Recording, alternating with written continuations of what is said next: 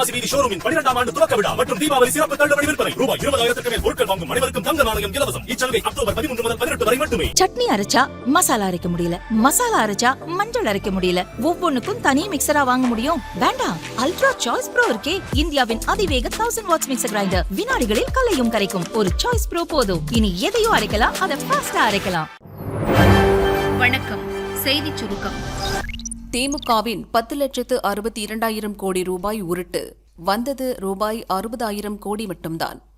திமுக ஆட்சியில் இதுவரை தமிழகத்திற்கு 60,000 கோடி ரூபாய் தான் முதலீடு வந்துள்ளது என எதிர்க்கட்சித் தலைவர் பழனிசாமி குற்றம் சாட்டினார். தொழில்துறை அமைச்சர் அவர்கள் சட்டமன்றத்தில் ஒரு கருத்து சொன்னார்.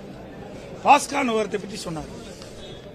பாஸ்கான் நிறுவனம் தமிழகத்தில் 15,000 கோடி முதலீடு செய்யப்படுவதாக தொழில்துறை மந்திரி அறிவிச்சார். ஆனா பாஸ்கான் தலைமை நிறுவனம் அப்படி 15,000 கோடி தமிழகத்தில் முதலீடு செய்யப்பட இல்லை என்ற ஒரு கருத்தை வெளியிட்டது. அதற்கு நேற்றைய தினம் சட்டமன்றத்தில் விவாதம் வந்த பொழுது தொழில்துறை அமைச்சர் சொல்றார், பாஸ்கான்ல பல துணை நிறுவனம் இருக்குது, அதில் ஒரு நிறுவனம் தான் இந்த 15,000 கோடி தமிழகத்தில் முதலீடு செய்ய உள்ளதாக சொல்றார். அப்படி என்றால் பாஸ்கான்ல துணை நிறுவனம் என்ன என்று வெளிப்படையா சொல்லுங்க. எல்லா மக்கள் எதிர்பார்க்கிறாங்க, ஊடகம் பத்திரிகைகள் எதிர்பார்க்கிறாங்க. எல்லாமே வெற்றி அறிவிப்பு, அத்தனையும் பொய் அறிவிப்பு. இன்றைக்கு இந்த அரசாங்கம் அமைத்த பிறகு எவ்வளவு தொழிற்சாலைகள் வந்திருக்கின்றன, எவ்வளவு நிதி பெறப்பட்டிருக்கிறது, எவ்வளவு வேலைவாய்ப்பு கிடைக்கப்பட்டிருக்கு. வெள்ளை அறிக்கை கேட்டா வெள்ளத்தாள் எடுத்து காட்டுறாரு. அதுதான் உண்மை, ஒண்ணுமே கிடையாது. வெள்ளத்தாள் எப்படி இருக்குதோ அது மாதிரிதான் இந்த ஆட்சியுடைய நிலைமை இருக்குது. தமிழ்நாடு முதலமைச்சர் ஜெர்மன் நாட்டுக்கு செல்கின்ற பொழுது நம்முடைய நிருபர்களை சந்தித்து அவர் செய்தியாளரிடம் தெரிவிக்கின்றார், திராவிட முன்னேற்ற கழகம் ஆட்சிக்கு வந்த பிறகு 922 புரிந்துணர்வு ஒப்பந்தங்கள் போடப்பட்டதாகவும் 10,62,000 கோடி தொழில் முதலீட்டு ஈர்க்கப்பட்டதாகவும் இதையெல்லாம் நடைமுறைப்படுத்துகின்ற பொழுது 32 லட்சம் பேர்களுக்கு வேலைவாய்ப்பு கிடைக்கும் என்ற ஒரு செய்தி சொல்லிட்டு பிறகு 77% புரிந்துணர்வு ஒப்பந்தம் நிறைவேற்றப்பட்டது என்ற செய்தி சொல்றார். அப்படி 77% புரிந்துணர்வு ஒப்பந்தம் நிறைவேற்றப்பட்டிருந்தால் 25 லட்சம் பேருக்கு வேலை கிடைச்சிருக்கு. அப்படி எந்தவித ஒரு சம்பவம் தமிழகத்தில் இருந்தா தெரியல. ஒரு புரிந்துணர்வு ஒப்பந்தம் போட்ட உடனே ஒரு தொழில் வந்துவிடாது. புரிந்துணர்வு போட்ட பிறகு அந்த தொழில் நிறுவனம் முதற்கட்டமாக நிலத்தை கையகப்படுத்த வேண்டும். பிறகு அந்த தொழிற்சாலைக்கு தேவையான நிதி ஆதாரத்தை பெருக்க வேண்டும். அதுக்கு பிறகு பல்வேறு துறைகளில் இருந்து அனுமதி பெற வேண்டும். அதுக்கு பிறகு கட்டமைப்பு ஏற்படுத்த வேண்டும். ஆக பெரிய தொழில் வருவது என்று சொன்னால் சுமார் 3 ஆண்டு காலம் பிடிக்கும். அதுக்கு பிறகுதான் அந்த தொழிற்சாலை இயங்கும். அதுக்கு பிறகுதான் பணியாளர் அமர்த்தப்படுவார். ஆனா தமிழ்நாட்டு முதலமைச்சரை பொறுத்த வரைக்கும் தொழில் முதலீட்டை புரிந்துணர்வு ஒப்பந்தம் போட்ட உடனே அப்படியே நிதி வந்த மாதிரியும் அந்த தொழில் துவங்கின மாதிரியும் லட்சக்கணக்கான பேருக்கு வேலை கிடைச்ச மாதிரியும் ஒரு தவறான கருத்தை மக்களிடத்திலே பரப்புகிறார் என்ற செய்தியை மட்டும் நேரத்தில் தெரிவிக்க விரும்புகிறேன். அது மட்டுமல்ல, மத்திய அரசாங்கம் ஒரு அறிவிப்பு கொடுத்திருக்குது.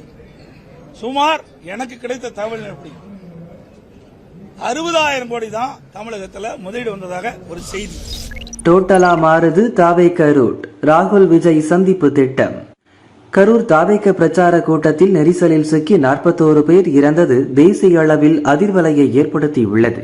அவர்களின் குடும்பத்தினர் மற்றும் காயமடைந்தோரை முதல்வர் ஸ்டாலின், அதிமுக பொதுச் செயலர் பழனிசாமி, மத்திய நிதியமைச்சர் நிர்மலா சீதாராமன் மற்றும் பல கட்சி தலைவர்கள் சந்தித்து ஆறுதல் கூறினர். தாவேக தலைவர் விஜய் இறந்தவர்கள் குடும்பத்திற்கு 20 லட்சம் ரூபாய் நிவாரணம் வழங்குவதாக அறிவித்தார்.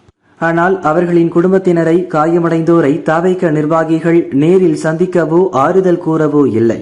தாவேக கொள்கை பரப்பு செயலர் அருண்ராஜ் ஏற்பாட்டில் உயிரிழந்தவர்கள் குடும்பத்திடம் வீடியோ கால் மூலம் விஜய் ஆறுதல் கூறினார். இறந்தவர்களின் குடும்பத்தினரை திருமண மண்டபம் அல்லது ஹோட்டலில் விஜய் சந்திக்க அனுமதி கோரி தாவேக சார்பில் டிஜிபி அலுவலகத்தில் மனு அளிக்கப்பட்டது. விஜய் மீண்டும் கரூர் வரும்போது அதிக ரசிகர்கள் வர வாய்ப்புள்ளதால் ஹோட்டல், திருமண மண்டபங்களை வழங்க அதன் உரிமையாளர்கள் தயக்கம் காட்டுகின்றனர். கரூரைச் சேர்ந்த பாஜகவினர் மட்டும் ஓரிரு இடங்களை வழங்க ஒப்புக்கொண்டனர். ஆனால் அந்த இடங்கள் போதுமானதாக இருக்காது என கூறி தாவேக தரப்பினர் தவிர்த்து விட்டனர். இந்நிலையில் இடம் தேர்வு, பாதுகாப்பு உள்ளிட்ட பல்வேறு காரணங்களால் கரூரில் விஜய் நிகழ்ச்சிக்கான இடம் இன்னும் தேர்வு செய்யப்படவில்லை. கூடவே போலீசார் அனுமதியும் கிடைக்கவில்லை. எனவே விஜய் இந்த மாதம் இறுதியில் அல்லது 17ஆம் தேதி கரூர் செல்லவிருந்த பயணம் தள்ளி போக வாய்ப்புள்ளது. இதற்கிடையில் வெளிநாடு சென்றிருந்த ராகுல் டெல்லி திரும்பிவிட்டார். அவர் நவம்பர் 5ஆம் தேதி கரூர் சென்று பாதிக்கப்பட்ட குடும்பத்தினருக்கு ஆறுதல் கூற விருப்பம் தெரிவித்துள்ளார். தமிழக அரசியல் கட்சிகளில் முதல் கட்சியாக காங்கிரஸ் கட்சி சார்பில் கரூர் சம்பவத்தில் பாதிக்கப்பட்ட குடும்பத்தினருக்கு அக்கட்சியின் பொதுச் செயலர் வேணுகோபால் நிதி உதவி வழங்கினார். இந்நிலையில் கட்சியின் முன்னாள் தலைவர் ராகுலை கரூருக்கு அழைத்து வந்து பாதிக்கப்பட்டோருக்கு ஆறுதல் சொல்ல வைக்கும் நிகழ்ச்சிக்கு காங்கிரஸ் ஏற்பாடு செய்துள்ளது. கரூருக்கு ராகுல் வரும் தேதியன்று விஜய் வருவதற்கும் அவர்கள் இருவரும் சந்தித்து பேசவும் விஜய் தரப்பில் ஏற்பாடு நடந்து வருகிறது.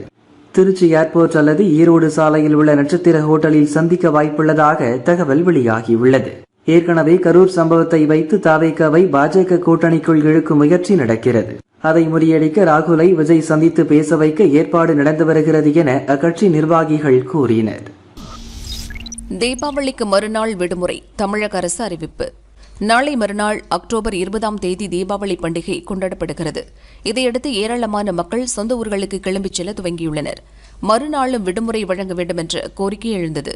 இந்நிலையில் தமிழக அரசு வெளியிட்ட அறிக்கையில் கூறியுள்ளதாவது: இந்த ஆண்டு அக்டோபர் 20 அன்று தீபாவளி பண்டிகையை முன்னிட்டு நமது சொந்த ஊர்களுக்கு சென்று திரும்பும் மாணவர்கள், பெற்றோர்கள், ஆசிரியர்கள், அரசு அலுவலர்கள் மற்றும் பொதுத்துறை நிறுவனங்களில் பணிபுரியும் ஊழியர்கள் ஆகியோரின் நலனை கருத்தில் கொண்டு அக்டோபர் 21 அன்று ஒருநாள் மட்டும் தமிழகம் முழுவதும் உள்ள அரசு அலுவலகங்கள், பொதுத்துறை நிறுவனங்கள் மற்றும் கல்வி நிறுவனங்களுக்கு விடுமுறை அளிக்கப்படுகிறது.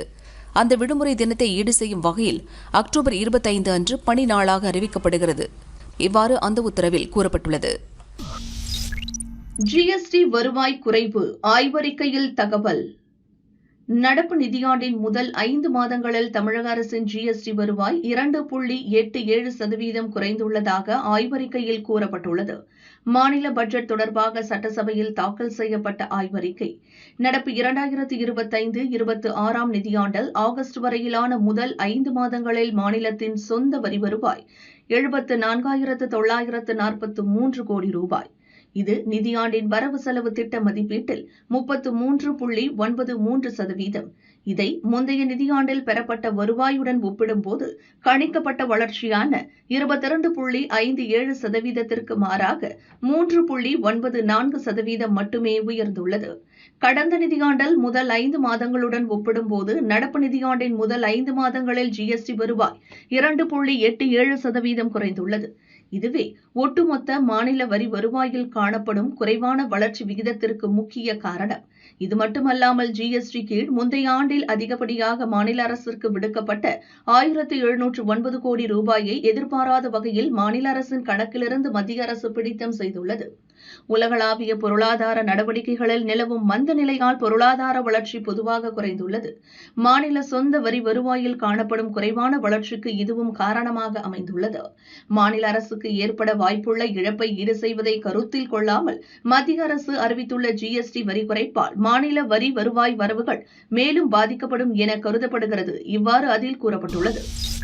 கவர்னருக்கு எதிரான தமிழக அரசின் மனு ஒத்திவைப்பு. தமிழக சட்டசபையில் நிறைவேற்றி அனுப்பி வைக்கப்படும் மசோதாக்களுக்கு கவர்னர் ஒப்புதல் அளிக்காமல் காலதாமதம் செய்வது குறித்து தமிழக அரசு சார்பில் சுப்ரீம் கோர்ட்டில் தனித்தனியாக மனுக்கள் தாக்கல் செய்யப்பட்டுள்ளன. ஏற்கனவே கலைஞர் பல்கலை மசோதாவுக்கு கவர்னர் ஒப்புதல் வழங்காமல் ஜனாதிபதிக்கு அனுப்பியதை எதிர்த்து மனு தாக்கல் செய்யப்பட்டிருந்தது. இந்நிலையில் தமிழக விளையாட்டு பல்கலை மசோதாவுக்கு கவர்னர் அனுமதி வழங்க உத்தரவிடக் கோரி நேற்று முன்தினம் மனு தாக்கல் செய்யப்பட்டது. இந்த 2 மனுக்களும் சுப்ரீம் கோர்ட் தலைமை நீதிபதி BR கவாய் அமர்வில் விசாரணைக்கு வந்தன. அப்போது தமிழக அரசு சார்பில் ஆஜரான மூத்த வழக்கறிஞர் இந்த விவகாரத்தை பொறுத்தவரை அமைச்சரவையின் ஆலோசனைப்படிதான் கவர்னர் செயல்பட வேண்டும், அதை மீறி மசோதாவை ஜனாதிபதியின் ஒப்புதலுக்காக கவர்னர் அனுப்பி வைத்திருக்கிறார் என வாதிட்டார். அப்போது பேசிய தலைமை நீதிபதி கவாய், ஏற்கனவே கவர்னரின் அதிகாரம் தொடர்பாக சுப்ரீம் கோர்ட் வழங்கிய தீர்ப்பு குறித்து ஜனாதிபதி 14 கேள்விகளை எழுப்பியுள்ளார். அந்த வழக்கில் இன்னும் தீர்ப்பு வர வேண்டியிருக்கிறது. நவம்பர் 21க்கு முன்பாக தீர்ப்பு வெளியாகும் என எதிர்பார்க்கிறோம். எனவே தமிழக அரசின் இந்த புதிய மனுக்களை அந்த தீர்ப்பு வெளியான பின் விசாரிக்கலாம் என கூறி விசாரணையை ஒத்திவைத்தார்.